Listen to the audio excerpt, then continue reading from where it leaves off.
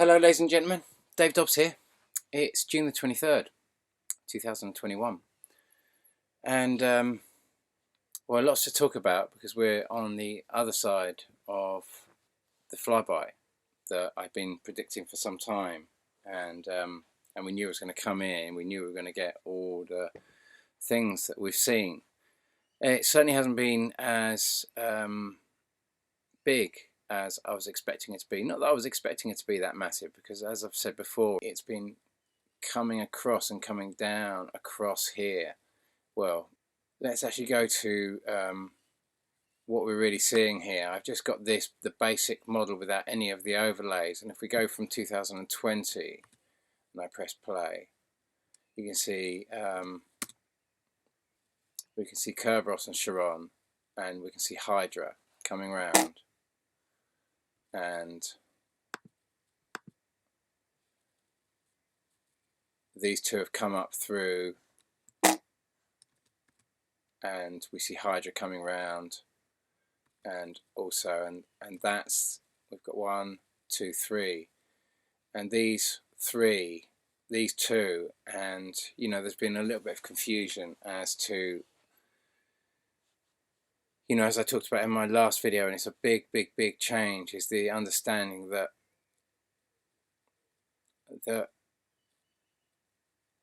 what I've got as Hydra is actually this blue,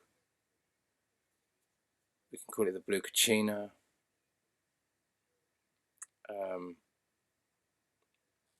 For me, it's our second Earth. It literally is our second Earth. This is roughly it is the same size as Earth, and it's going to come past us.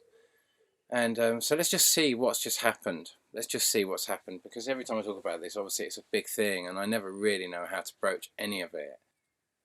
So let's come here to this shot here, and Brandy Corey Nagley just posted this on June the 22nd, 2021. Now, what other shots have we got here? There's been a lot of these sort of shots, but with the red, you know, the dust from the red tail. But this shot here specifically, we can get the one without so much. This shot here, it's what's happened is it's gone past us from the daylight between us and the sun, and it's gone past, and now we can see the silhouette of his tail, and that's why we see it like that. He's also posted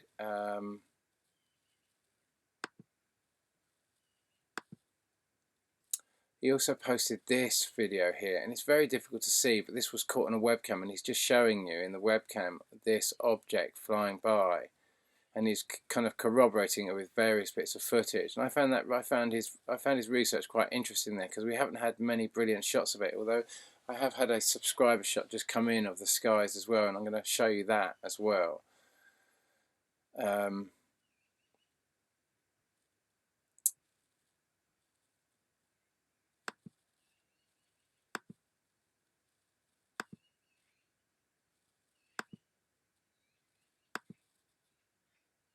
What I found very interesting was this shot that he'd posted on 1st of August 2020, because I want to just come back to this little bit of confusion. You know, it's such a big subject that sometimes I really don't know how to broach it, and possibly the best thing I can do is actually come to, sorry, so many different models, but come to this model, and we'll just bring this down here.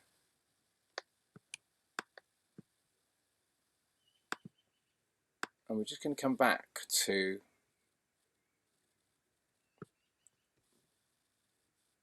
this point here where we see it in 2004. Jupiter, what I've got is Jupiter going around Pluto, and I know that's very difficult to get your head around, but it's not really like this. But what we'd worked out is that this object here is actually what I just showed you as Hydra, and it is also coming right around this Pluto system, coming around our sun and coming back out here, and it's going to cross us. What I was assuming was early August. And now, because of the Steve Rady shot that I brought into the last videos, where we saw on the 20th of July 2020, we saw this massive blue object which he caught. And I showed you that before, but I just wanted to, because I'm assuming this is actually Hydra, or the blue Kachina, and it's come right round and it's going to come out here. And I know that's over the top. It's actually not the size of, it's not the size of Jupiter, even though it looks like Jupiter. And we, you know, Galileo would have conceived it to be Jupiter because of the flybys. You know, Galileo in 1613 would have been observing the same flybys that we've all been observing and coming up with our different calculations. And like I said, overall this has led to a 396-day pattern.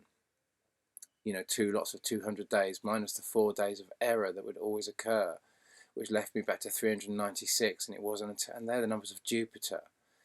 And because you'd have to go round, if you were next to Jupiter, if you were to go round the sun, if Earth was to go round to the sun and come to that same place, Jupiter would have moved exactly 1 calendar month.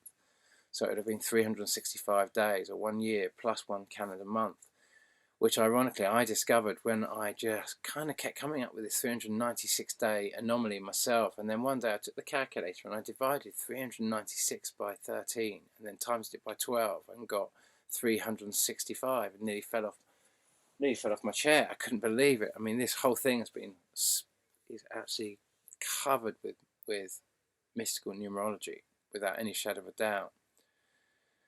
And so this object is the big object that is actually, this is the object that that caused, let me just, because this one's staggered with all the overlays, this is the original kind of like latest model that I posted in February, March of the new updated model. And for those who are new to my channel, I kind of build these models and then we kind of dissect them, break them apart, and then with all the new sightings we upgrade them, or I upgrade them with all the help from all the different subscribers and the people who assist. And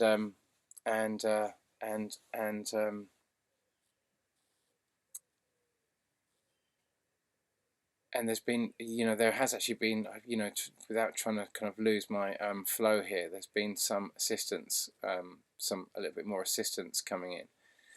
And before I talk about that, I just wanted to mention in the last videos I made, I talked about how we'd seen all the digital currencies drop in May as we approached the last flyby. And sure enough, the last flyby came in. We saw all the footage of it. We saw amazing kind of shots of it. Just, we haven't seen as many amazing shots of it in this time. And but then we've had incredibly bad weather. You know, for me here, it's just been storms all the way through. With the sun has only just kind of come out, but basically over the solstice, it's just been non-stop rain. And it's going to be an interesting. It's going to be an interesting show, really, because I've got to be honest with you, astronomically, unfortunately, this is the last precise date I can give you. This is the last precise date, this flyby, and I really mean that from the bottom of my heart. It's you know, we can look at this and we can come up with ideas, but you know, if we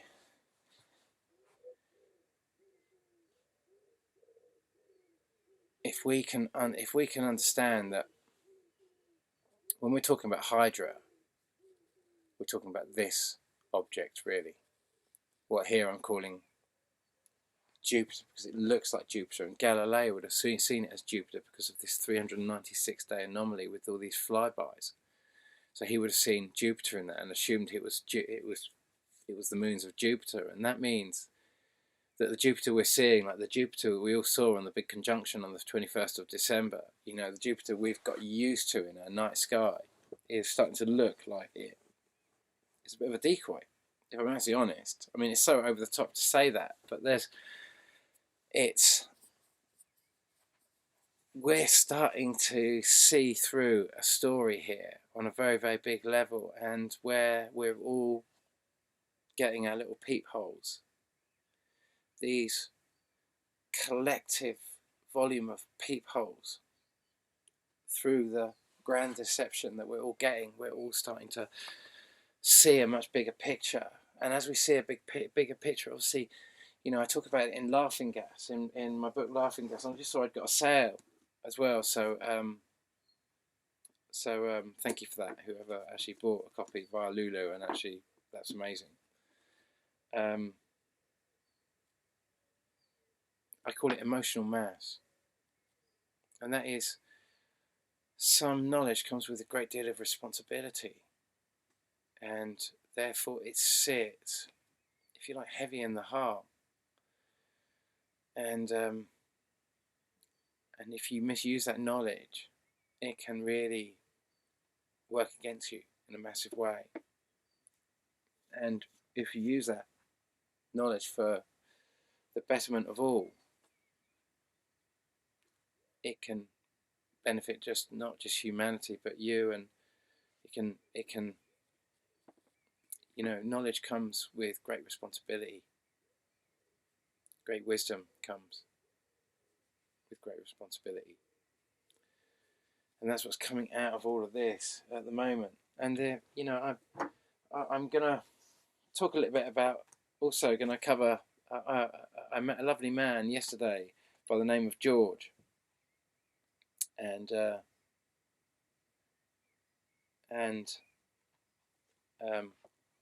that's his book, UFOs and the Fish Tank. The Truth is in Here. And it's part of his autobiography. It's an autobiography up to about, I think it was like 92 or 97 or 98, something like that.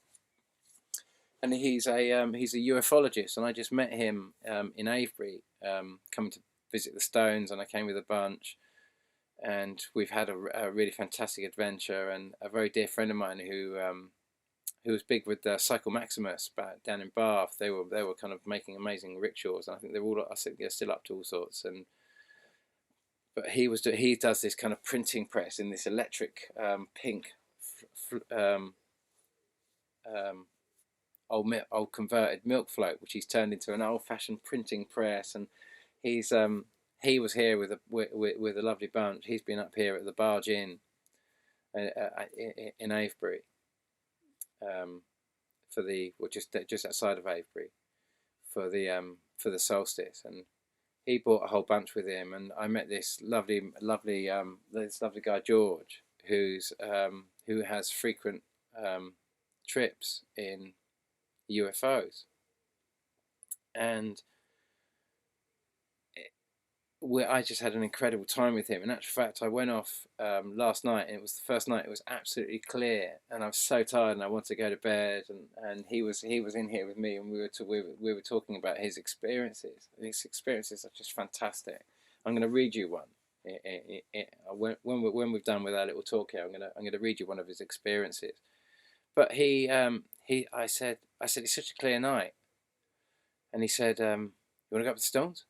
I was like, I just want to go to bed. If I'm actually honest, I just want to go to bed. I was so tired.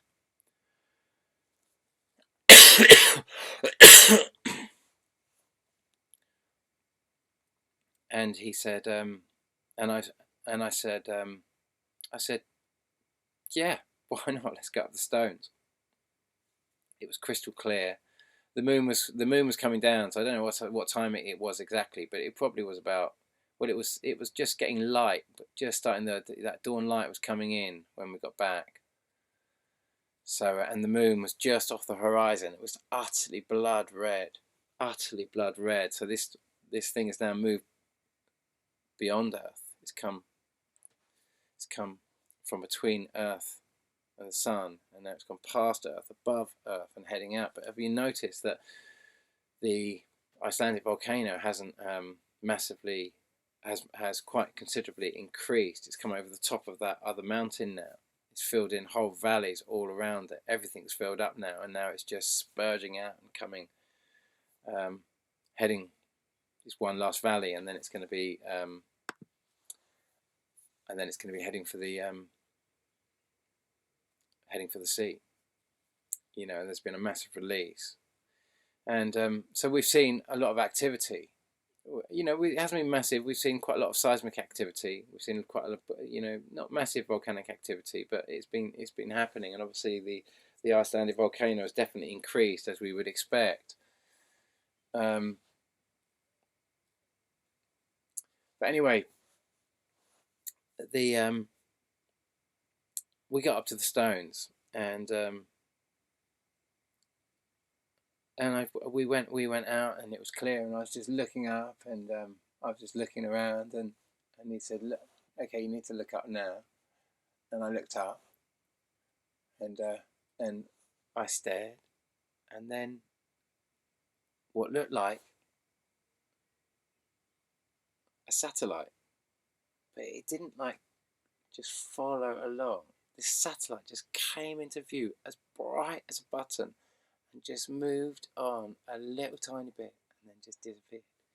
And he just looked at me and he went, "There you are. That's for you, that is."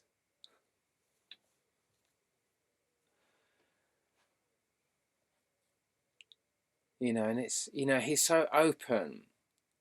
He's so, you know, he's just so open. He's just so open with it. It was so lovely. So that was a lovely experience, and nothing else happened apart from that. You know, I think he was saying he could see other stuff, but that was something definitely there. Something popped out and then disappeared from view.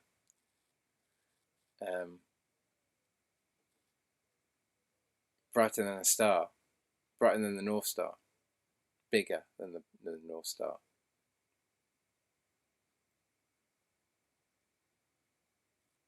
You remember the shot that third phase of the moon put up in February, March, of the three running together? We've had two of those three, and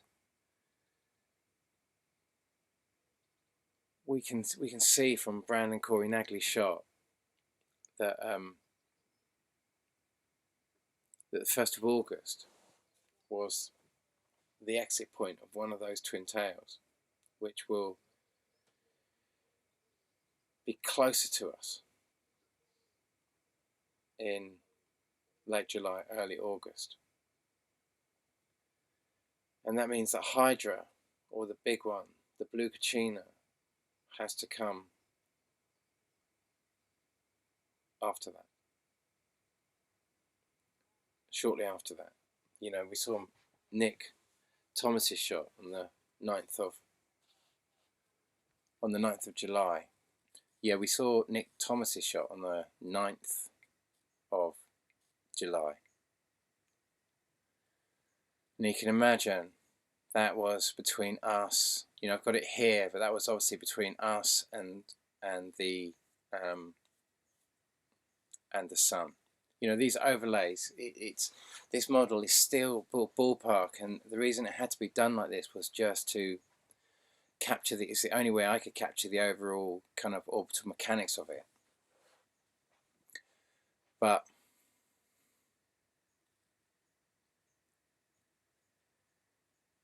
if we're seeing that on the 9th of July, and it's between us, and it's curving round, it's still coming around the sun, and it's coming round like this, so to speak, but it's much closer, and it's coming round. You know, it's very difficult to say, but if we saw it on the 9th of July like that, and we saw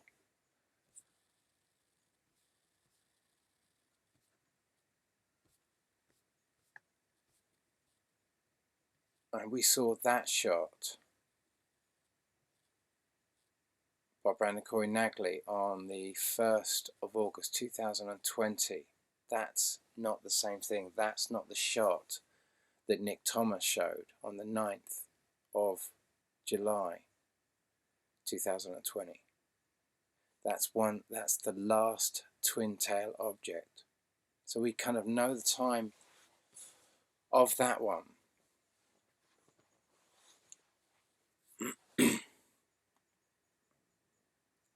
We know at least,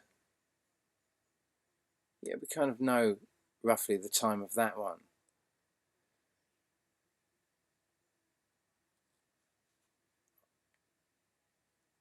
I'm kind of assuming that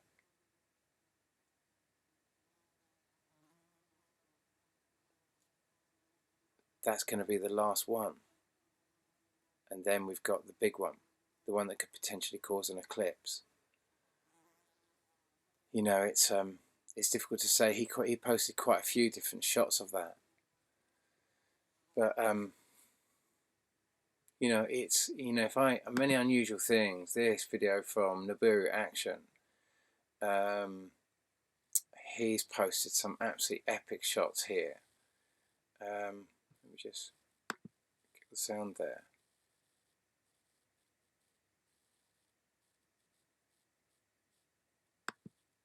Isn't that exactly the same as Steve Rady shot on the 20th of July 2020? How many times have we seen that? You know, this is the big object that's causing the Icelandic volcano. If it was the flyby that just gone by, we would have seen a much bigger pulse. This thing is just getting closer and closer and closer to it as we swing round now. You know, he's just showing endless shots of it here. Loads of different webcams. You know, this is, you know, this shot that's coming in late in what I thought was going to be early July is actually going to be, by the looks of it, it's going to be late July, very early August, but more likely late July. And then this object is going to be after. You know, it could be as much as a month after.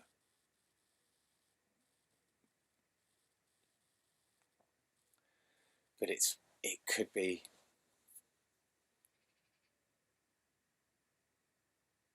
it's just so difficult to say. It's just so difficult to say. You know, it could even be early September. Imagine if it was September the 11th. Imagine if it was that sort of date, that there really was that much distance between these objects.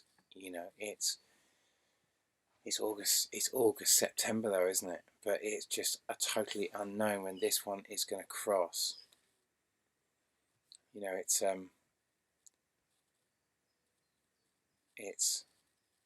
you can imagine that for the first time, all the flybys that are happening now, even this June flyby in 2008, this whole system was up here, and it was going to cross, as we saw on the 14th of October 2016, that one where we see Jupiter plasma charging against Mars.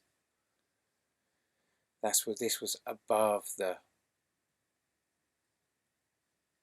ecliptic plane that our sun is really on then, and all the objects were coming to that, then these objects were cutting underneath, coming over the top of the sun and going back up, where they were coming round here and going up at this point, where it was, sorry, up at this point and back up to the system. They weren't going out, as they're going to be coming out now. They're above, coming out to the system, which is now dropped below just below the ecliptic plane.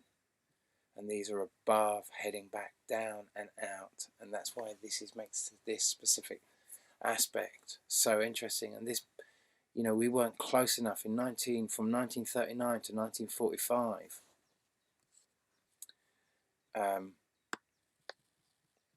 You know, if we come back to that kind of like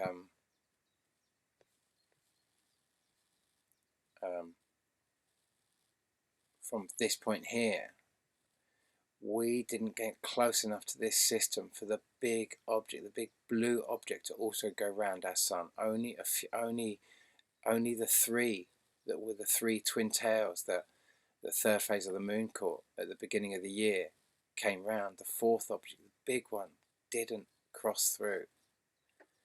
And this is why this aspect is very different to this aspect we're in here.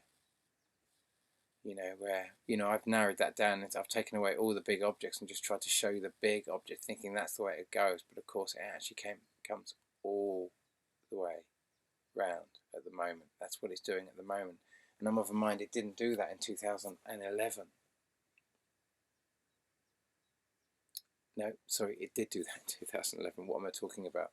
Because that was this was the object that caused the 2004 earthquake on Boxing Day, and then 4 years later it caused the 2008 Sichuan earthquake, and then we come round to 2016 where it caused the big earthquake in New Zealand, and Fukushima again on the 22nd of November 2016, and now we're back to here, except that in 2008 it came up here. So now if it had carried on and coming out here in 2009, we'd have seen we would have seen a bigger earthquake, and in 2010 we would have seen a bigger earthquake.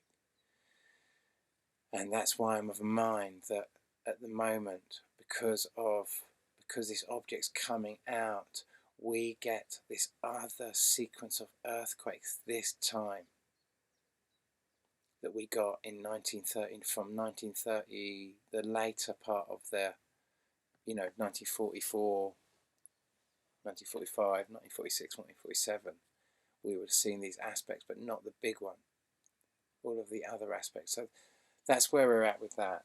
And we've kind of done another flyby. We just saw all the digital currencies drop exactly when I said they were going to drop. And if you did well out of that, and you took some advice, and you saw this, and you saw the way they dropped in the previous time in May, and you did make any, and you heeded that, and you suddenly cashed in on that, please don't be shy to make a donation, because I can't use all this information to make money out of it as much as I'd like to.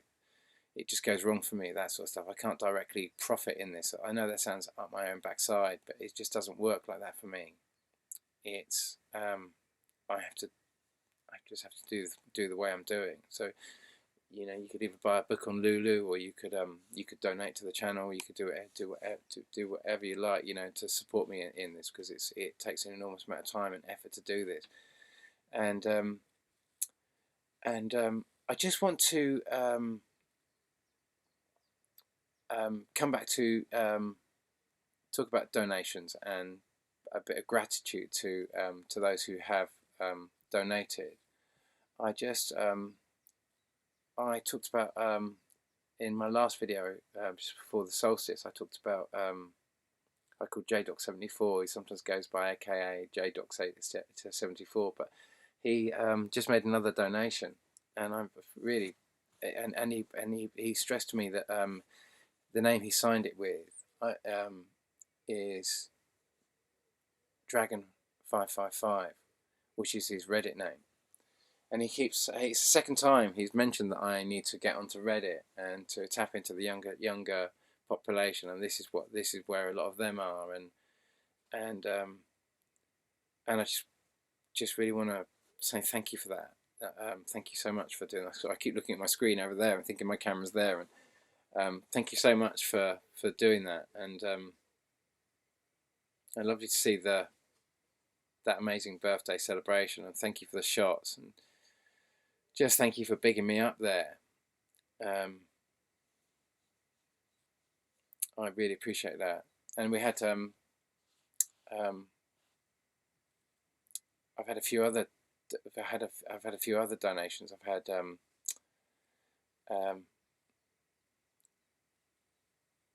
Linda Connors, thank you so much for donating. Thank you so much indeed. And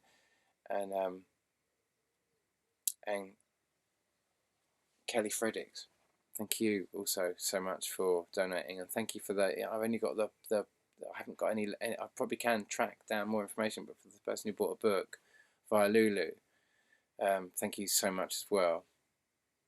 But this donation These donations are just massively helpful. Thank you very, very, very much indeed. And you know, I've got to be honest with you, Dragon 555, he gave a big donation, and I really will use that money to develop this model. You know, and I think I am really going to try and take your advice. Some of the things you've said, especially about setting up a Reddit account and start to try and help bring this model to another level. And I really am going to use this to try and promote this as best I can, because this is the only money that I've had in from this, and it's just, you can imagine, it means so much, because honestly I was at the end of my tether really with it, because it's such a difficult subject, you know, and it was so lovely meeting George and his openness to talk about these things and the abuse he gets and also the love he gets and the respect. And it was lovely to give him, and I was able to give him a donation as well, which felt really good. And he really didn't want it. I was like, really, it's so important you take it and you just understand that you're so worth it. And to encourage just to, because you know he wants to do all these things, and I was just like, look, with a little bit of money, we can help each other to do these different things. And you know, I just talking about this, what's happened with the money. You know, imagine if you're sitting on a load of bitcoins and that money, was, you saw it just drop a quarter of its value, just got wiped off, and you suddenly thought, what could I have done with that money? Well, we're going to see an action replay of that now. You know, this next flyby that comes out over this angle, this object is it's coming round here, and they're coming back out, and they're two objects are going to cross this path here somewhere between now and mid-September. One probably the twin tail object, probably late July, and the other one August, September. And this first object is going to cause a lot of change, because it comes out very, very, very close to where we are. They both do. So they're going to bring about a lot of change.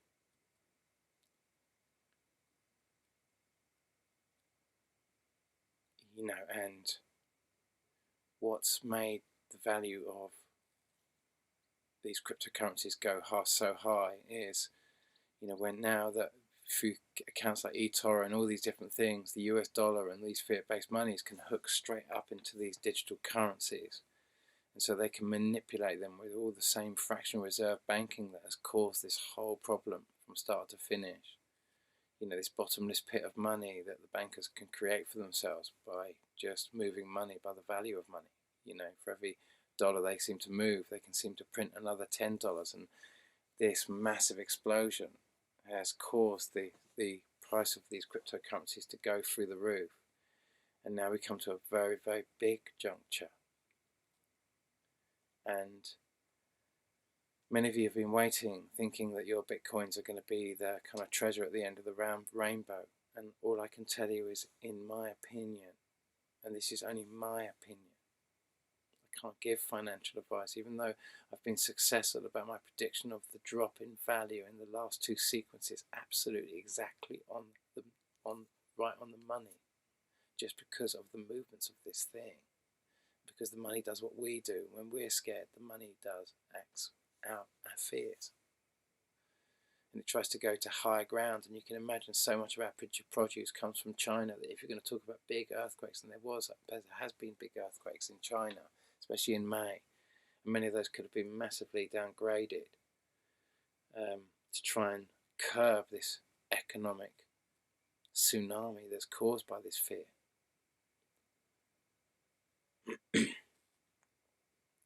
But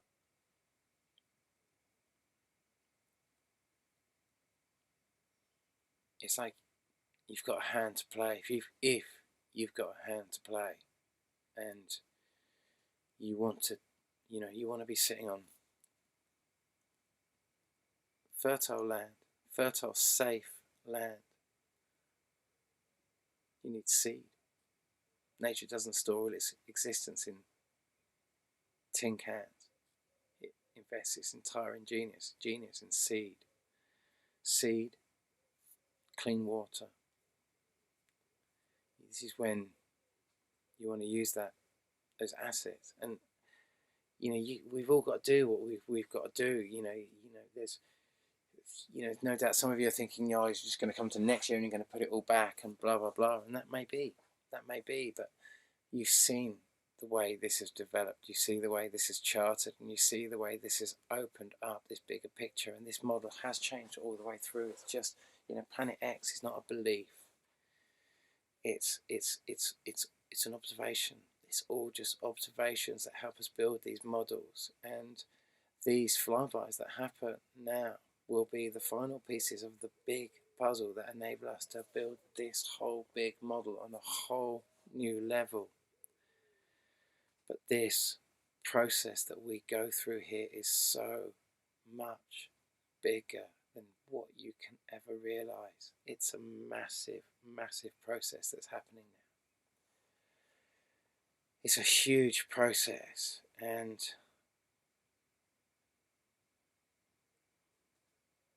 as I've understood it, it delivers singularity to this earth. At the end of this, there will be one human and one soul and no backseat drivers. There will be no ego agenda. Any human that wishes to tally with the ego will invite that ego into itself, into him or herself, wholly and completely, and from then on that ego will drive the human state through the heart, like the higher self, the higher aspect had done before. It's what's called a Passover. And those who want to stay in their high state and want to be their high state can also do that. And there's going to be a big shuffle round. There's going to be a massive big change. This is going to,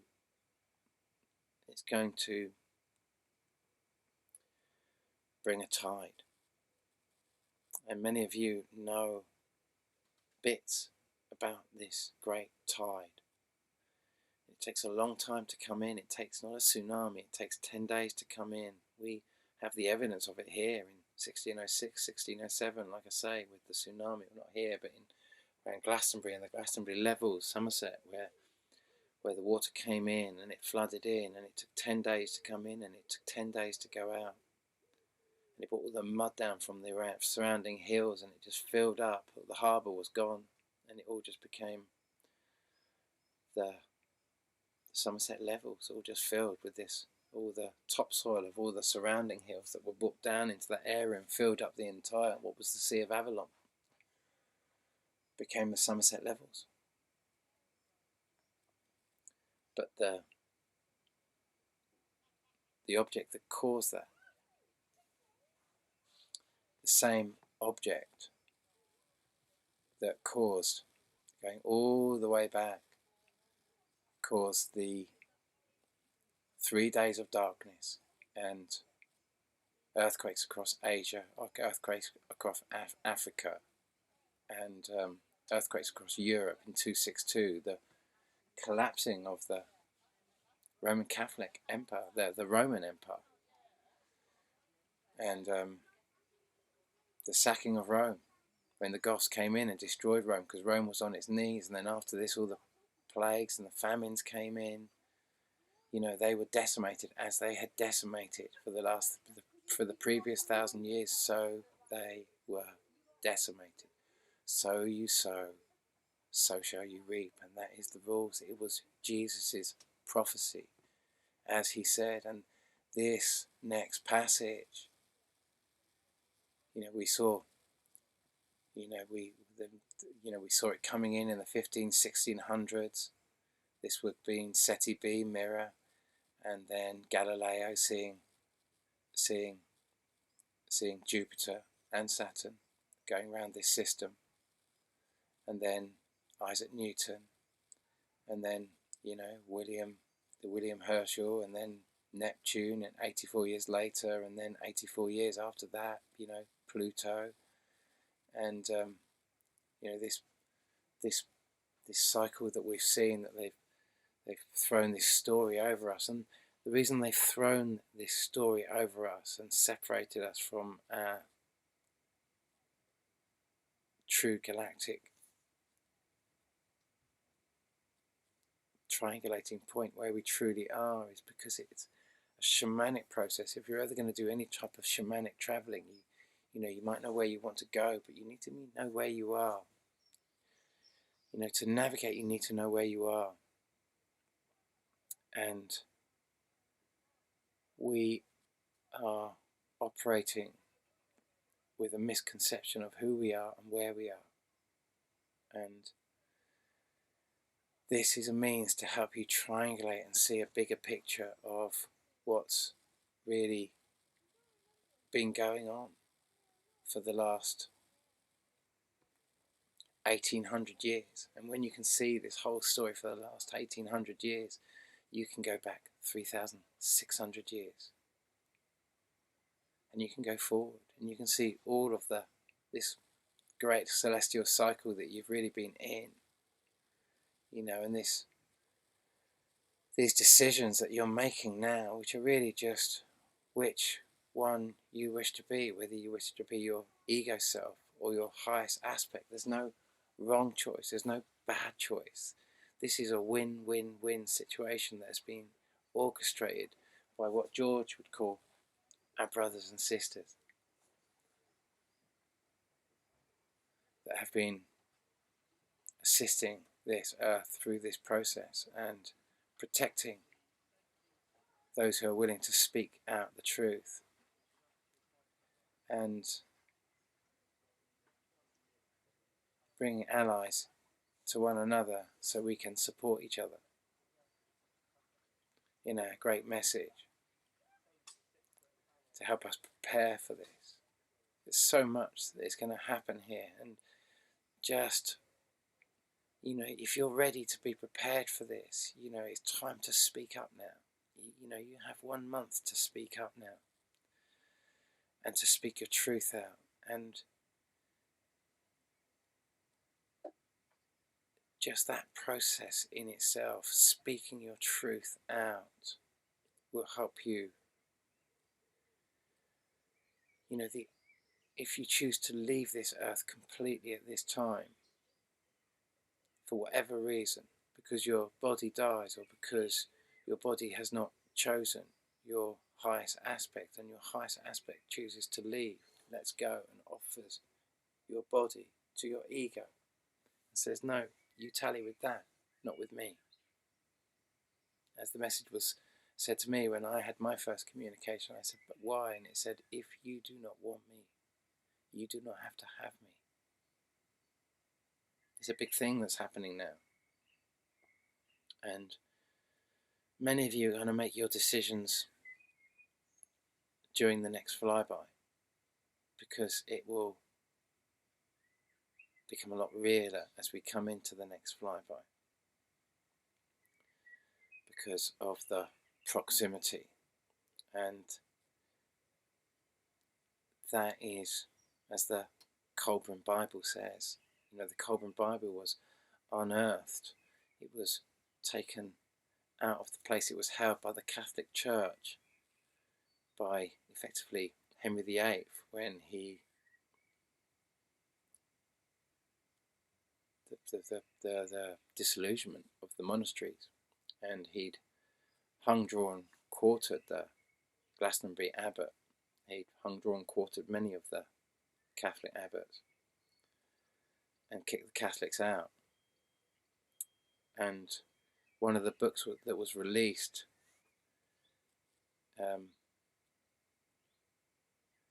into the public domain was the Colburn Bible after this, and it was on one of the oldest accounts. And if you look at my past videos, you'll find I read quite a bit of the Colburn Bible in one of the videos.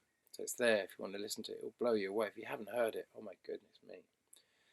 But it says, whilst describing the great dragon and all the things that we've seen in this flyby, it says, man isn't punished for the mistakes he makes, he's punished for the mistakes he fails to rectify. And this July passage, this July, early August passage of this third twin-tail object will settle the equation. If nuclear power stations are running at that time,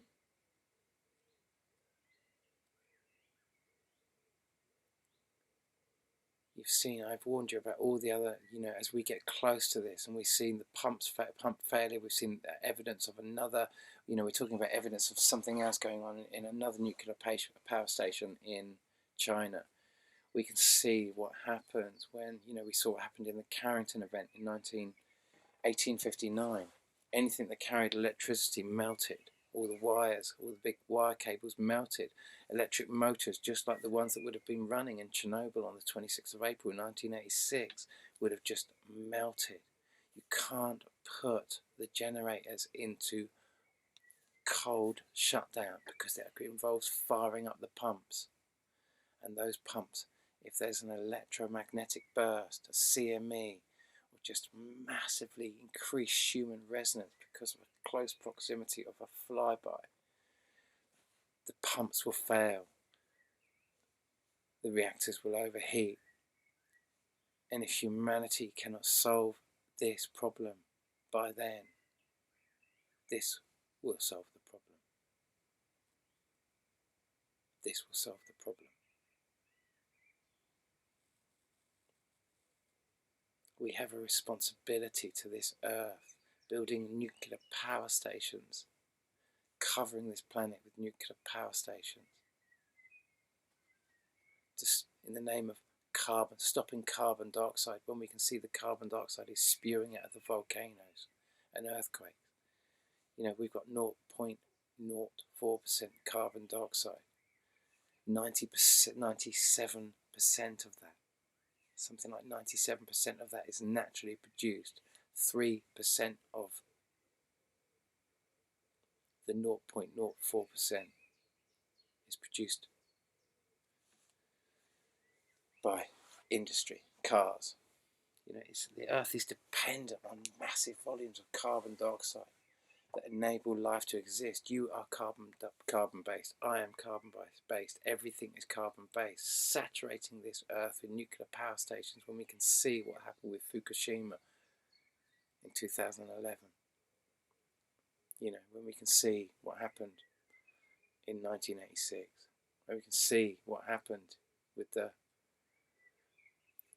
one of the pumps just recently in May, I think it was May, in Iran. Just when I'd said this is the time when nuclear reactors and the like can go bang because of the surges in power. And we saw that. We've seen all of the flybys I've given you. You've seen every bit of information I've offered you has come about now because we saw the same thing happening in 2008. And we've watched all of these happen before. It's just these aspects that we are going to see now. We haven't seen happen since. We haven't seen the big one since 1800 years, the biggest one. This Hydra, this blue Kachina, we haven't seen that in 1800 years. But the other flybys we saw in 1944, 1945, around that time. This is the big one. This is the big one. This is what it's all about. This is the big show you came to Earth to be part of. This is the biggest part.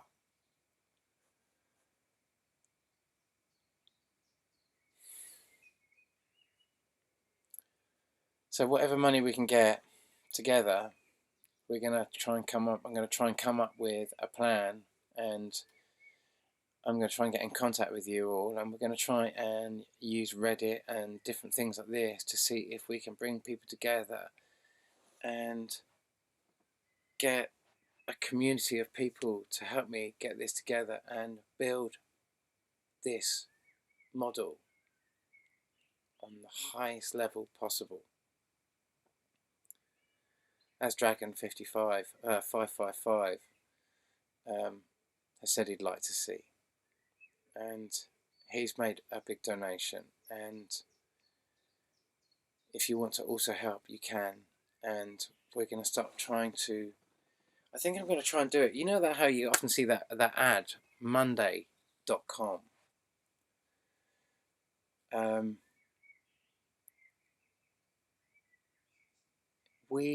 Because of the model I have now and all the different flybys, and you can see the whole model I've put together, all the different aspects that I've put together, and you can go down all the different channels that I talk about in my videos, and you can look at all of their different flybys. You can do some really incredible research, and we're going to break it down, and we're going to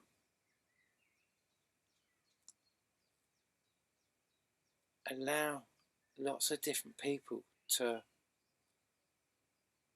bring together the flybys and the aspects, so we can build different parts, and different people can help build different planets in it, as we've got it as we've built it, as I've showed you, and in the latest flyby. We're going to build it out and get different animators to get involved, and we'll share our development so we can develop and use what people have done as the work so far, and we can use that, and we can build it out, and we can develop it as a group of people and build it that way. And then we've also got the opportunity of not just showing the flybys, but what I'd also like to do is to capture all the overlays as well in every possible way, with theatre, with dance, with music, and to bring the whole thing together in the most glorious way, with the biggest collaboration of people that want to get involved, and turn it into, if it was 3,000, we could go back 3,600 years now, and we could go back further, and we could also, that would be a fantastic place, but we could also project it into the future as well, and see all the different flybys we're going to see in 3,600 years, and see what with all the type of flybys that are, we can see the entire, we can go 3,600 years into the future and further, and we can see all that's going to come up. We can have a window like we've never had, and I can promise you, when I realised that shot that Steve Rady was showing, the shots that Nibiru Action is showing, that this object is coming through, just like Hush Puppy has been shouting out for a long time. And so Steve Rady sent me this other shot, this video, All Maps Are Wrong, Here's Why. And it's, I've just kind of flicked over the top of it, and I've looked at these ideas for quite a long time, but because I tell you who's put me onto this, and it's nearly always flat earthers who've taken me on this. I tell you who's talked about this a lot is James LaFoe of the Impossible channel. He runs an amazing channel, and of course he started as a flat earther, and whether he's still a flat earther now, I don't know, but basically most of the mud flat, I can't say most of the mud flat kind of like video makers, but a lot of the mud flat video makers I've noticed have come from a flat earth background, And flat Earth is a very, if you're looking at a flat Earth model as mad, understand that the heliocentric model that you're in is as mad, literally. Literally, it's a religious model. But what happens, I remember when my brother told me, my brother told me when he was 17 he was gay, and I never really considered myself as someone who was kind of slightly homophobic, and yet I was quite terrified. I went to live with him in Bristol, and within a year, all my friends were gay. Every friend I had was gay. They were also liberated, all the best clubs, all the best things. These people were utterly, I came out of the closet myself then, not as in being gay. I was free. I was liberated. I was going to the best parties, having more fun, and I'd moved beyond this. And this is what happens with the, it was the gay community that opened up my life, because they'd gone beyond. They were free of all the kind of restrictions. And when you're in, you don't even realize when you're in the heliocentric model, it's like you're trapped in a trap. You're in a prison of your mind. It's literally a prison. It's constructed as a prison for your mind that you can't take your mind beyond. So flat Earth seems crazy. It's only because the flat Earth seems crazy is because you're in a crazy religious model. You've been in a crazy religious model for a long time. And a flat earther that has broken out of this restriction can look at all these open ideas, and so they are experiencing, when they've gone into this flat Earth idea, not this really always about flat Earth or anything. It's just not the heliocentric model really. And when you speak to most flat earthers, their ideas and opinions are so far-reaching and so fantastic, and they border the most fantastic different conspiracy theories and ideas and radical theories, because they haven't been bound by this very, very old religious doctrine, which is what the Copernicus standard model is. It's a religious model, and as is flat Earth. The flat Earth was also pushed by the Catholics. It was it's postulated really by the kind of like Aristotle. An orange fell on his head, not an apple. An orange fell on his head, and he said because the orange didn't sort of fall down sideways because it came straight down, it meant the Earth was completely still and not moving, and the universe was moving around it, which means the Earth was the center of the universe. And the Copernicus model was a recreation of that really in its own self. It just still put us in the center of it all. It was a lie, it was a deception, and we're coming out of that deception now. And so a lot of these crazy theories that come out, many of them come from kind of flat earthers. You look at their history and they kind of, flat earth is a big, broad subject. And I just wanted to bring this up because, the Relentless Maverick has constantly been talking, who runs an amazing channel. He's been an amazing contributor for, amazing shots and just amazing discussions, and he's been talking about he's been talking about Admiral Byrd and Operation High Jump and what Admiral Byrd was seeing in the 50s, when the US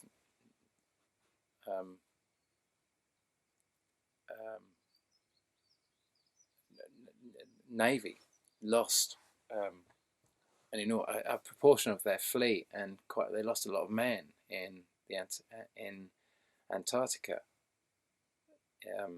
And he came out and said that there were very, very advanced beings down there, and his plane was taken down into a tractor beam, and in the end he died in a mental asylum. But yet he lost all these men, and came back with these incredible stories of these super advanced beings. And the flat Earth theories kind of start around there, around Antarctica. That's where they're all, it's a big mystery. And if you hear someone talking about UFOs or flat Earth, you've really got to try and stop your govern to rule over, mente, that aspect which rules over your mind, to rise above it and allow you're not gonna die if someone expresses their opinion. You're not gonna go bang. And there's these people that are allowing these bigger opinions to come through. And when I'd open my idea to what Steve Rady was showing me, what Nibiru Action was showing me, what Hush Puppy, like I say, he's been endlessly pushing that idea of this big object coming through that way, or being, what he calls Tiamat, being there. And this, we're all one way or another getting to the same kind of place. And the difference is that, for me, is that I've had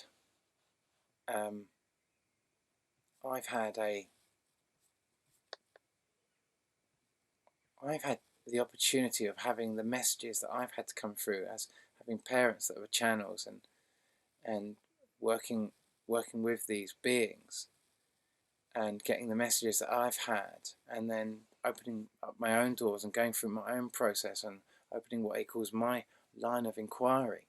And we're all just running a line of inquiry, really, and that's what it calls it.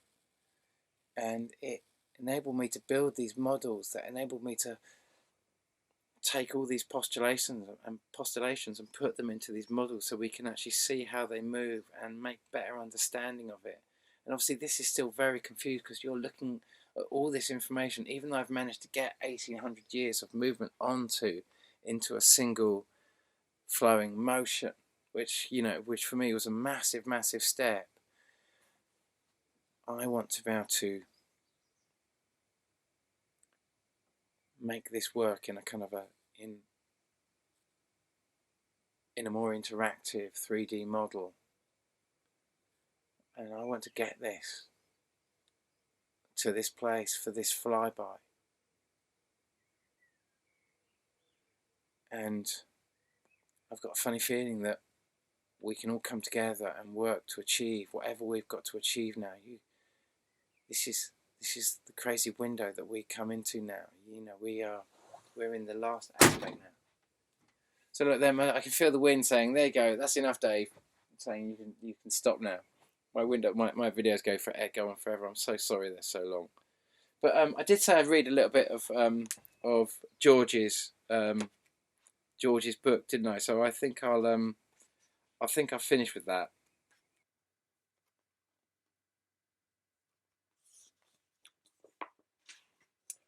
Okay, so this is chapter 38, and it's called The Craft over Westfield. It was a Saturday night after harvest.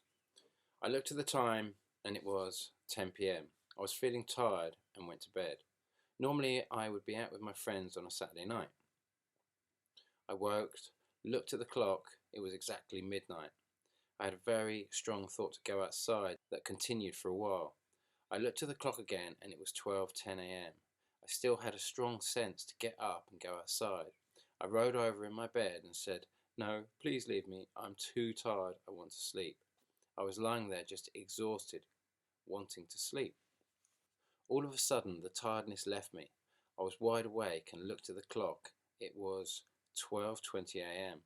I sat up in bed and wondered what they had planned for me that night, and then lay down in my bed, hoping to go back to sleep.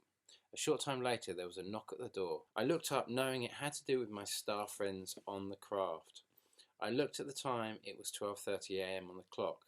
I shouted, "Who is it?" "It's me, Pally." I knew the voice. This was my friend Ted. With a smile on my face, I shouted, "Come in." I got up and came through to the living room. He said to me, "I've been asked by Howard, who is down the pub, if you could come and drive him home with his car. He's had too much to drink." I knew that our star brothers and sisters up in the UFO had instigated this, and I asked Ted, "Did you see a UFO outside?" He replied, "No, nothing." I said, "There is one outside right now," as I was putting on my coat. I left the caravan to walk down past my farm buildings, watching the sky, looking for the UFO. I got to the edge of the farm buildings next to the small clump of trees and looked north. Low in the sky there was a light that flashed at me. I said, "Ted, there it is." I was pointing in that direction. I asked in my mind to swing like a pendulum. It changed colour from white to orange, increased in size to a third of the size of the moon, and then created a huge swing like pendulum. If you can imagine a clock face, it went from 4 o'clock to 8 o'clock and back. I asked, "Did you see that, Ted?" He answered, "Yes, yes, come on, let's go." We walked past the little clump of trees. I now saw the lights again, bouncing around in the sky as we walked out to the end of my farm road. Ted headed down to the village using the pavement sidewalk, and I crossed the road into the field so I could keep an eye on the light. I passed the school as I was circumnavigating the field next to the fence that divided the village playing field and the farm that I was walking across. At the end of this field there was a gate directly opposite the car park. I was at the gate, looking over my right shoulder to the northwest, and the light was still there. I crossed the road and the car park to get to the corner of the pub. The door of the pub was about 2 meters from the corner. I looked over my left shoulder as I opened the door, and the light in the sky was still there. This time it flashed at me. I entered the pub with a smile on my face and saw Howard and his girlfriend seated, speaking to someone. As I walked up to the bar, which was narrow, the landlady, called Joyce, came to say hello. I asked her if I could borrow the video camera. She asked why, and I replied, "There's a UFO outside." She looked a bit perplexed and said, "Oh, my daughter was here on Thursday night and she borrowed it." I looked up and said to myself, my star friends have instigated this. Howard's girlfriend Hillary had come up behind me, but I didn't notice her, so I continued on with Joyce. I knew that Joyce had a friendly attitude on this subject, as we had spoken about UFOs a month earlier. Then I asked her, "Do you want to see it?" She was a little apprehensive, but accepted. I said, "Okay, let's go now." I turned round to the door, and Hillary, in an abrupt manner, said, "I'm coming too." I ignored her and continued to the door. I opened the door and looked up at the sky. There was too much light with the door opened. We walked right up to the other end of the car park, which was about 70 meters. We were standing about 5 meters from the main road. I looked northwest and saw a little star that gave me a little flash. Joyce positioned herself to the left of me on the west. Hillary stood to the right of me, which was closest to the pub. I pointed up and said, "Look at that star. There it is." We stood quietly for a few seconds, and Hillary said, "It's only a star." We waited another few seconds, and I whispered to Joyce, "Just watch what's going to happen." Immediately, Hillary said, "Stop being stupid. It's only a star. Anyway, it's cold out here. I'm going inside." Hillary turned and walked towards the pub door. Instantly, the star lit up a little. Bit and moved very slowly across the sky to the east. I said to Joyce, "Do you see it moving?" She responded, No. No. "Do you see the 2 stars above that one that are now in a line?" She said in an intrigued and eager voice, "Yes." Suddenly, to our northeast, in the direction of Inch, it sat low in the sky and changed colour to orange and increased to 1/3 of the size of the moon. It seemed to stay there for a considerable length of time. Suddenly I saw a huge black craft. It was over the top of my farm, so low that it was blocking out the top of my mill. I remember then hearing a humming noise and seeing a little red light that seemed to be in the middle of the craft. It started to move east-southeast to our position in the direction of Aberdeen. I estimated its starting away speed to be over 100 miles an hour, achieved within 1 second, faster than a jet fighter. Then it looked like a white light or a shooting star streaking into the night sky and disappeared once it passed the speed of light, 186,282 miles per second. I estimated its total time from starting away to disappearance to be 3 seconds. We then started to walk back to the pub, and Joyce said, "How am I going to tell people what just happened?" Before we got to the bar, Hillary came out and said, "Now you see, it was just a star." Joyce said, "That was no star." Hillary blurted out, "Where has the star gone?" Joyce replied, "It shot off in the sky in that direction." I presumed she was pointing in the direction it had gone. I had a big smile on my face, thinking, good, I don't have to answer these questions from Hillary as I continued walking to the bar door. I entered the bar and Ted had arrived. I waited with Ted till Howard and Hilary were ready to go home. It was 12:55 a.m. When we left the pub, I drove them home in Howard's car without any comments about what had happened. Howard asked me to drive his car to the farm, and he would collect it in the morning. As I drove through the village of Orbital, I saw Ted walking along the pavement. I picked him up and drove him home to Inch before returning to my farm. We chatted about our daily lives, no mention about the craft. For us, it was just another Saturday night. The next morning, when I got up, Howard's car was gone. I did my usual Sunday chores, hoovering, cleaning, and cooking my Sunday lunch. And then I went to my shed to continue with my work on my hydrogen engine. Around 4:30 p.m, I heard a car drive into my yard. The passenger door opened as I looked out the shed window. It was Ted. I met him at the shed door as he came over. He said, "You have to come down the pub. Joyce is telling everyone what happened last night, and the pub is filled with people." They drove me to the pub, and when I opened the door, there was a big crowd, over 50 people, and just a hum of noise. Everyone in a lively conversation. The people at the door looked to see who was coming in.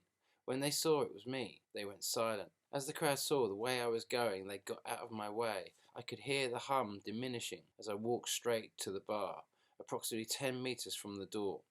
Everyone was now silent. You could hear a pin drop.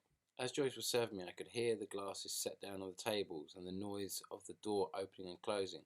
I got my change, took a sip of my drink, and then said to myself, "Right, now it's time to face the music and see what nonsense they're going to come out with." I looked round, and to my shock, there were only 3 people left in the bar, downing the last of their drinks, as if they couldn't get out of the bar quick enough. Everyone else was gone. I thought, I must have very bad body over. I finished my drink and decided to walk back to the shed, feeling disappointed in the human race. On Monday night I was working in my shed, and late on I decided to walk down to the pub and have a Coke, and at the same time see if there was any life in the sky. Everything was quiet. There were a couple of people in the pub. I just finished my drink and came back home. Tuesday night, once again, I was in my shed working on my project and thinking I would go down the pub. Initially I thought, no, just continue with my work. But I got a bit bored in the shed, so I finally decided to go. There were some people in the bar. As it was late, when they finished their drinks, they left. That night, Dave, Joyce's husband, was serving. I was standing at the bar with the Coke after the people had left. He disappeared without saying a word, then came back a few minutes later, followed by Joyce a minute later. Joyce stood at the far end of the bar, just staring at me for a short while, then said, "Well, what was that out there on Saturday night?" I replied, "I don't know, what happened on Saturday night?" She replied, "That thing out there." I asked her to go through what had happened. From her recollection, she proceeded to tell me her view of the events.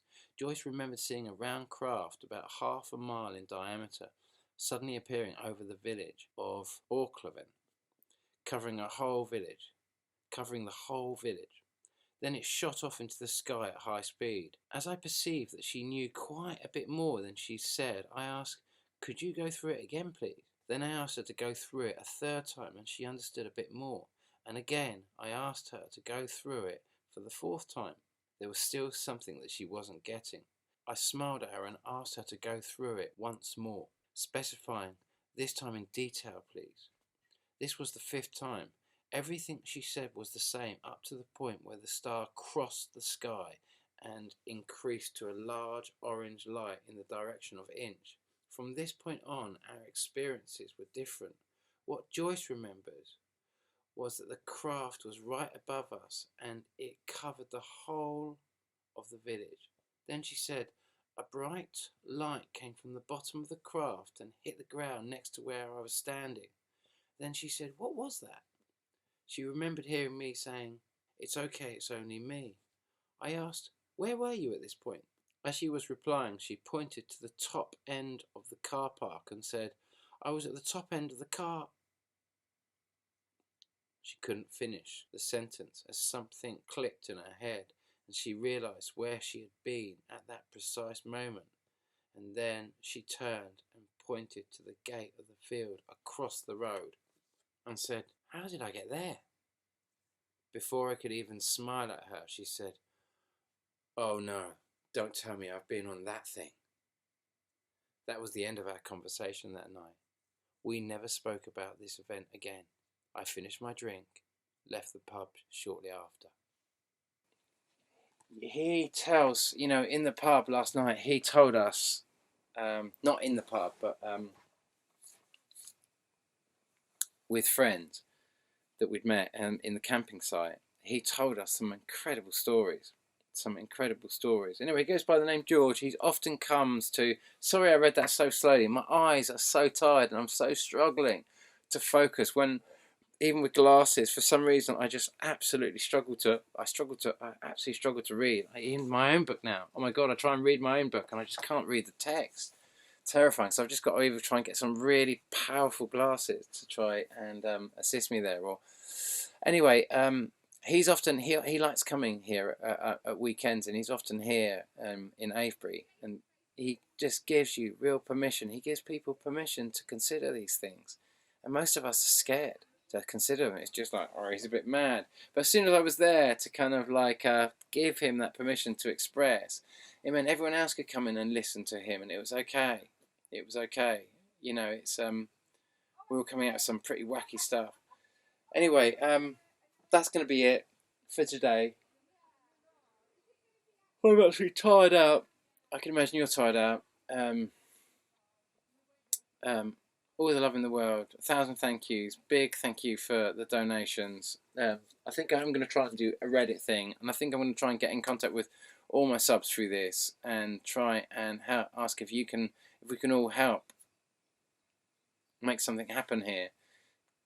Do what you've got to do. If you've got, this is big times now. This is, we come to the biggest point now, and you got to get ready for that.